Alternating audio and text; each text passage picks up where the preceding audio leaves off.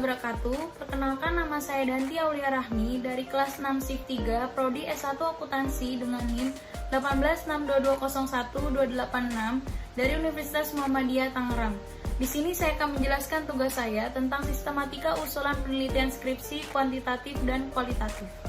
Yang pertama, penelitian kuantitatif adalah penelitian yang datanya berupa angka.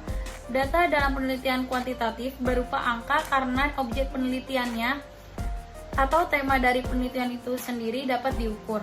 Hal yang diteliti di dalam penelitian kuantitatif dikenal sebagai istilah variabel. Penelitian kuantitatif bersifat deduktif, yang juga berarti kesimpulannya berada di bagian awal. Kesimpulan di bagian awal penelitian kuantitatif bersifat sementara dan asumtif, atau lebih tepatnya dituangkan pada bagian hipotesis. Sedangkan untuk penelitian kualitatif adalah metode-metode untuk mengeksplorasi dan memahami makna yang oleh sejumlah individu atau kelompok orang dianggap berasal dari masalah sosial atau kemanusiaan.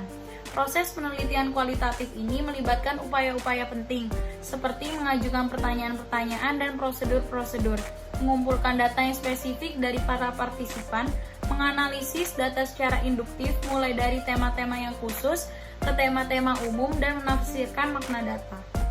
Yang pertama adalah latar belakang masalah yang berisi latar belakang masalah, identifikasi masalah, rumusan masalah, dan batasan masalah, tujuan dan manfaat penelitian. Latar belakang masalah adalah informasi yang tersusun sistematis berkenaan dengan fenomena dan masalah problematik yang menarik untuk diteliti. Tidak semua masalah adalah fenomena dan menarik. Masalah yang fenomenal adalah saat menjadi perhatian banyak orang, dibicarakan di berbagai kalangan di masyarakat. Latar belakang dimaksudkan untuk menjelaskan alasan mengapa masalah dalam penelitian ingin diteliti. Pentingnya permasalahan dan pendekatan yang digunakan untuk menyelesaikan masalah tersebut baik dari sisi teoritis dan praktis. Latar belakang masalah penelitian berisi informasi tentang suatu masalah atau peluang yang dapat dipermasalahkan agar ditindaklanjuti lewat penelitian, termasuk hal-hal yang melatar belakanginya. Lalu ada identifikasi masalah. Pengertian identifikasi masalah adalah merupakan bagian dari proses penelitian yang dapat dipahami sebagai suatu upaya untuk mendefinisikan masalah yang ada dan membuat permasalahan tersebut dapat diukur dan diuji. Mudahnya, identifikasi masalah adalah proses untuk menentukan apa saja yang menjadi bagian inti dari sebuah penelitian. Lalu ada pengertian rumusan masalah. Rumusan masalah adalah pertanyaan penelitian yang umumnya disusun dalam bentuk kalimat tanya. Pertanyaan-pertanyaan tersebut akan menjadi arah kemana sebenarnya penelitian akan dibawa, dan apa saja sebenarnya ingin dikaji atau dicari tahu oleh peneliti tersebut. Lalu ada pengertian batasan masalah. Batasan masalah adalah ruang lingkup masalah atau membatasi ruang lingkup masalah yang terlalu luas atau lebar sehingga peneliti lebih bisa fokus untuk dilakukan. Hal ini dilakukan agar pembahasan tidak terlalu luas kepada aspek-aspek yang jauh dari relevan sehingga penelitian bisa lebih fokus untuk dilakukan. Dari sekian banyak masalah tersebut, dipilihlah satu atau dua masalah yang akan dipermasalahkan. Tentu yang akan diteliti atau lazim disebut dengan batasan masalah. Batasan masalah jadinya berarti pemilihan satu atau dua masalah dari beberapa masalah yang sudah teridentifikasi. Selanjutnya, pengertian tujuan penelitian. Tujuan penelitian merupakan rumusan kalimat yang menunjukkan adanya hasil sesuatu yang diperoleh setelah penelitian selesai. Sesuatu yang akan dicapai dalam sebuah penelitian. Rumusan tujuan mengungkapkan keinginan peneliti untuk memperoleh jawaban atas permasalahan penelitian yang diajukan. Oleh karena itu, rumusan tujuan harus relevan dengan identitas masalah yang ditemukan, rumusan masalah, dan mencerminkan proses penelitian. Tujuan penelitian berfungsi yang pertama untuk mengetahui deskripsi berbagai fenomena alamiah. Yang kedua, untuk menerangkan hubungan antara berbagai kejadian. Yang ketiga, untuk memecahkan masalah yang ditemukan dalam kehidupan sehari-hari. Yang keempat, untuk memperlihatkan efek tertentu. Tujuan penelitian ada dua macam, yaitu yang pertama tujuan umum mengandung uraian garis besar sasaran akhir secara keseluruhan yang akan dicapai. Yang kedua, tujuan khusus mengandung uraian secara rinci untuk mencapai tujuan umum. Lalu ada manfaat penelitian. Manfaat penelitian merupakan dampak dari pencapaian tujuan. Seandainya dalam penelitian tujuan dapat tercapai dan rumusan masalah dapat dipecahkan secara tepat dan akurat, Maka apa manfaatnya secara praktis maupun secara teoritis? Kegunaan penelitian mempunyai dua hal, yaitu mengembangkan ilmu pengetahuan secara teoritis dan membantu mengatasi, memecahkan, dan mencegah masalah yang ada pada objek yang diteliti.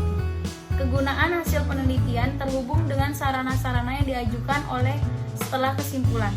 Kegunaan hasil penelitian merupakan follow-up pengguna informasi yang didapat dari kesimpulan.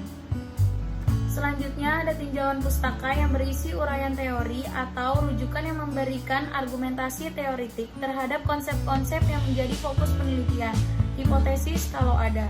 Tinjauan pustaka tersebut adalah kegiatan yang meliputi mencari, membaca, dan menelaah laporan-laporan penelitian dan bahan pustaka yang memuat teori-teori yang relevan dengan penelitian yang akan dilakukan. Tinjauan pustaka dalam suatu penelitian ilmiah merupakan bagian penting dari keseluruhan langkah-langkah metode penelitian.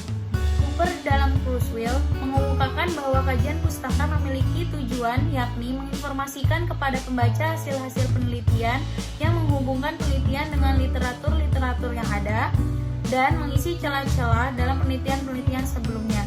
Tinjauan pustaka dalam penelitian, baik penelitian pustaka maupun penelitian lapangan, mempunyai kedudukan yang sangat penting.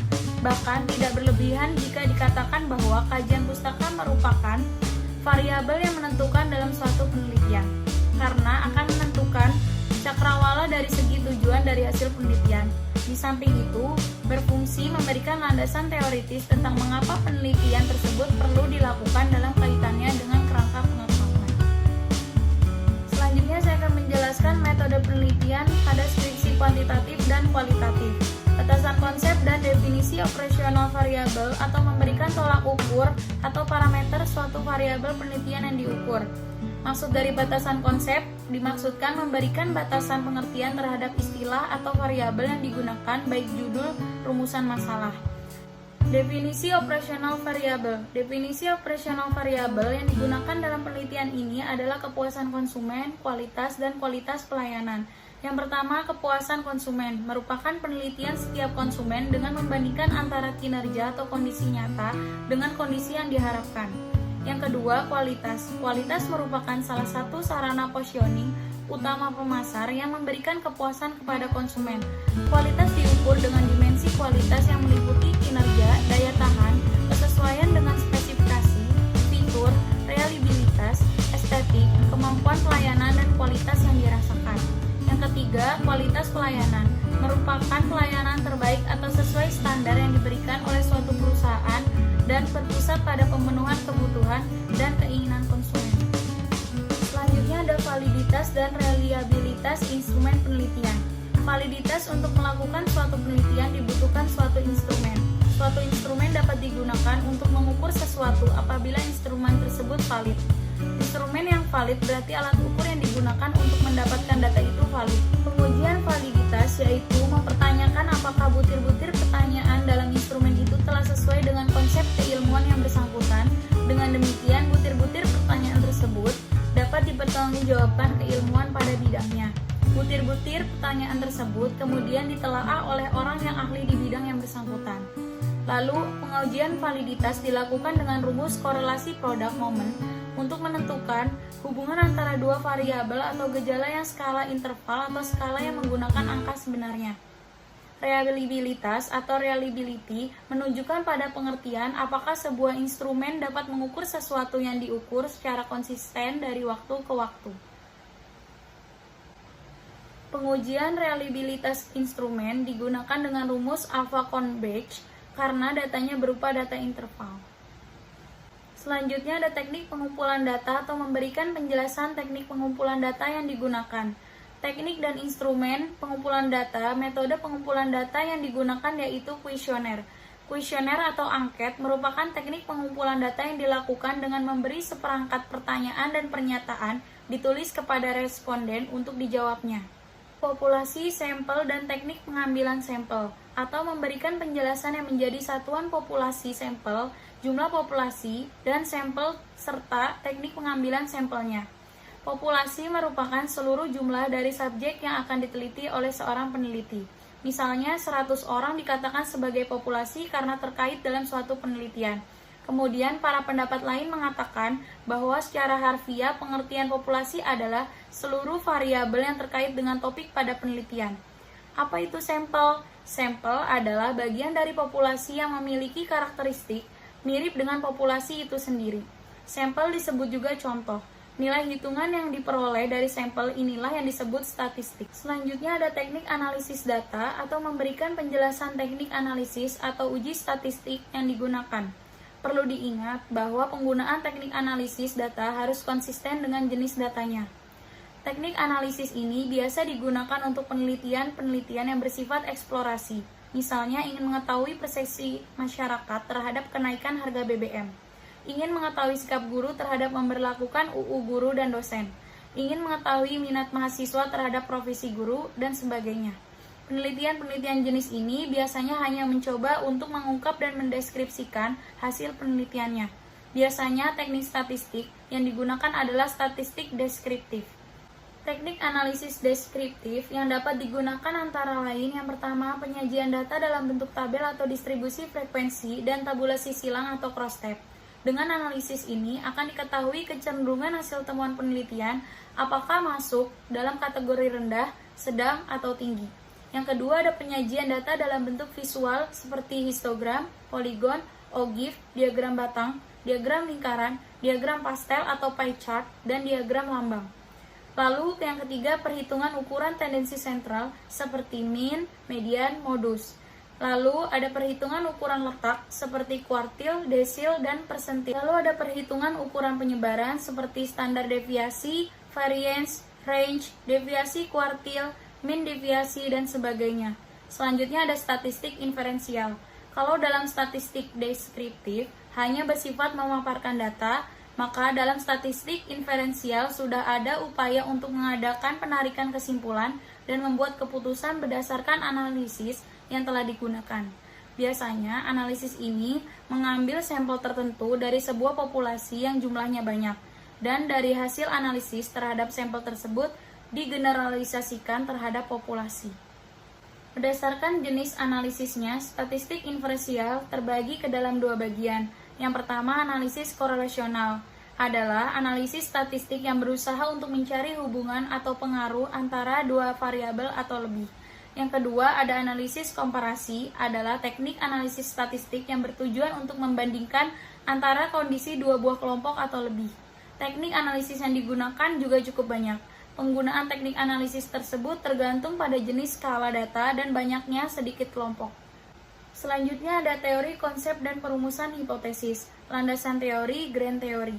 Secara harfiah, grand theory berasal dari bahasa Inggris, yaitu dari kata grand dan teori. Grand artinya utama atau dasar, sedangkan teori ya teori. Sehingga secara harfiah mengartikan grand theory sebagai teori utama atau teori dasar. Grand theory adalah landasan teoritis yang merupakan panduan guna mendapatkan arah yang tepat dalam melakukan suatu penelitian ilmiah. Sehingga dalam menelaah pustaka dan literatur yang ada, akan mendapatkan teoritikal dasar atau empiris yang kuat untuk menyusun hipotesis dan pengembangan model penelitian yang diinginkan oleh si peneliti. Grand theory dibagi menjadi tiga, yaitu teori akuntansi positif, teori agensi atau agensi teori, teori signal atau signaling teori. Penulisan sumber catatan atau nama belakang dan tahun. Seperti contohnya, kepemimpinan adalah kegiatan mempengaruhi orang lain agar ikut serta dalam mencapai tujuan umum. Dikutip oleh Cons and O'Donnell pada tahun 2008. Lalu yang kedua ada Mayang Sari dalam kurung 2002 menunjukkan bahwa kualitas audit dapat diproksikan dengan spesialisasi industri auditor. Selanjutnya ada kerangka konsep. Paradigma penelitian merupakan pola pikir yang menunjukkan hubungan antara variabel yang akan diteliti. Paradigma penelitian adalah pola pikir yang menunjukkan hubungan antara variabel yang akan diteliti, sekaligus mencerminkan jenis dan jumlah rumusan masalah yang perlu dijawab melalui penelitian, teori yang digunakan untuk merumuskan hipotesis, jenis dan jumlah hipotesis, dan teknik analisis statistik yang akan digunakan. Lalu, paradigma sederhana yang menunjukkan pengaruh dan hubungan antara variabel X dan variabel Y. Paradigma sederhana menunjukkan hubungan satu variabel independen atau X dengan satu variabel dependen atau Y. Contoh, X sama dengan penampilan kerja dan Y sama dengan produktivitas kerja. seperti gambar X menunjukkan ke Y. Berdasarkan paradigma tersebut, maka dapat ditentukan rumusan masalah deskriptif untuk variabel dependent dan variabel independent. Dan selanjutnya dapat ditentukan rumusan masalah asosiatif atau hubungan antara variabel dependent dan variabel independent. Selanjutnya ada perumusan hipotesis. Hipotesis dapat diartikan sebagai pernyataan statistik tentang parameter populasi.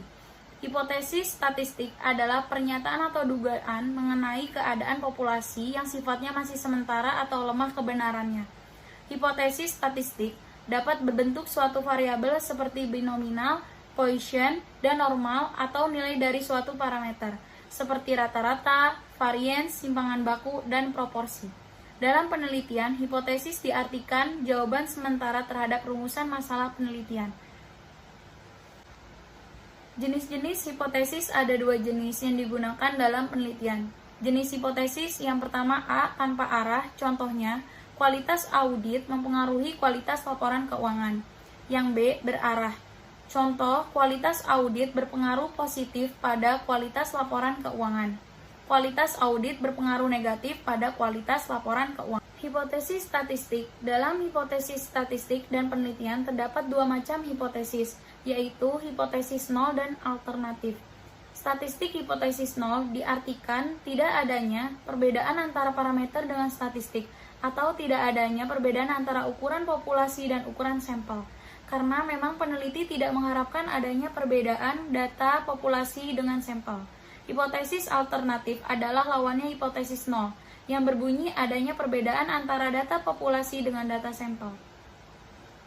Hipotesis statistik penelitian. Hipotesis nol menyatakan tidak adanya hubungan antara satu variabel dengan variabel lain, tidak adanya perbedaan antara satu variabel atau lebih pada populasi atau sampel yang berbeda, dan tidak adanya perbedaan antara yang diharapkan dengan kenyataan pada satu variabel atau lebih untuk populasi atau sampel yang sama. Hipotesis alternatif menyatakan adanya perbedaan atau hubungan. Bentuk rumusan hipotesis yang pertama ada hipotesis deskriptif. Hipotesis deskriptif adalah dugaan tentang nilai suatu variabel mandiri, tidak membuat perbandingan atau hubungan. Sebagai contoh perumusan masalah, yang pertama, seberapa tinggi daya tahan lampu merek X. Yang kedua, seberapa tinggi produktivitas padi di Kabupaten Klaten. Yang ketiga, berapa lama daya tahan lampu merek A dan B. Yang keempat, seberapa baik gaya kepemimpinan di lembaga X. Lalu, statistik yang digunakan untuk menguji hipotesis deskriptif, jenis atau tingkatan data, nominal. Teknik statistik yang digunakan untuk pengujian, yang pertama ada tes binominal, yang kedua C-kuadrat atau suatu sampel. Jenis atau tingkatan data yang kedua adalah ordinal. Teknik statistik yang digunakan untuk pengujian adalah run test. Yang ketiga, jenis atau tingkatan data menurut interval atau rasio. Teknik statistik yang digunakan untuk pengujian adalah t-test atau satu sampel. Selanjutnya ada hipotesis komparatif. Hipotesis komparatif adalah pernyataan yang menunjukkan dugaan nilai dalam satu variabel atau lebih pada sampel yang berbeda. Contoh rumusan masalah komparatif, adakah perbedaan kualitas audit KAP Big 4 dan non-Big 4? Lalu hipotesisnya menjadi tidak terdapat perbedaan kualitas KAP Big 4 dan non-Big 4. Yang kedua ada kualitas audit KAP Big 4 lebih rendah dibandingkan KAP non-Big 4. Yang ketiga ada kualitas audit KAP Big 4 lebih tinggi dibandingkan KAP non-Big 4. Selanjutnya ada hipotesis komparatif. Di dalam tabel ada macam data, bentuk operasi yang dibentuk dari dua sampel dan komparatif sampel. Macam data interval rasio, korelasi dalam dua sampelnya ada t-test atau dua sampel, independennya ada t-test dua sampel juga, komparatif sampelnya korelasinya terdiri dari one way ANOVA, independennya juga ada one way ANOVA, lalu ada two way ANOVA. Macam data nominal, korelasinya MC-NEMAR, independennya Fisher exact, dan C-kuadrat to sample. Komparatif sampelnya ada C-kuadrat 4K sampel, dan Cochrane Q, independennya ada C-kuadrat 4K sampel. Macam data ordinal, dua sampel dalam korelasi ada sig-test dan Wilcoxon-McChord pairs. Lalu di independennya ada median test, Mann-Whitney U test, Kolmogorov-Simov, Wald-Wolfowitz Lalu ada comparative sample, ada Friedman, two-way ANOVA, independennya ada median extension, lalu ada Kruskal-Walsh 1, Y ANOVA. Selanjutnya ada hipotesis hubungan atau asosiatif. Hipotesis asosiatif adalah suatu pertanyaan yang menunjukkan dugaan tentang hubungan antara dua variabel atau lebih. Contoh rumusan masalahnya, adakah hubungan antara gaya kepemimpinan dengan efektivitas kerja? Rumus dan hipotesis nolnya adalah tidak ada hubungan antara gaya kepemimpinan dengan efektivitas kerja. Statistik yang digunakan untuk menguji hipotesis asosiatif, di dalam tabel ada macam atau tingkatan data dan teknik korelasi yang digunakan. Macam atau tingkatan data ada nominal, ordinal, interval, dan rasio. Di teknik korelasi yang digunakan ada koefisien kontingensi. Di ordinalnya ada yang pertama Spearman rank, yang kedua Kendall-Tau, dan yang ketiga ada interval dan rasio. Di dalam teknik korelasi yang digunakan, yang pertama ada percent product moment, yang kedua ada korelasi ganda, yang ketiga ada korelasi parsial. Dan yang terakhir ada hipotesis kausal atau sebab akibat. Hipotesis kausal adalah suatu pertanyaan yang menunjukkan dengan tentang pengaruh dua variabel atau lebih. Contoh rumusan masalahnya adalah apakah gaya kepemimpinan mempengaruhi efektivitas kerja? Rumus dan hipotesis nolnya adalah gaya kepemimpinan berpengaruh positif pada efektivitas kerja. Sekian penjelasan materi metodologi penelitian dari saya. Untuk teman-teman jangan lupa like, comment, and subscribe untuk video-video selanjutnya. Kurang lebihnya mohon maaf. Wabillahi taufiq wal hidayah. Wassalamualaikum warahmatullahi wabarakatuh.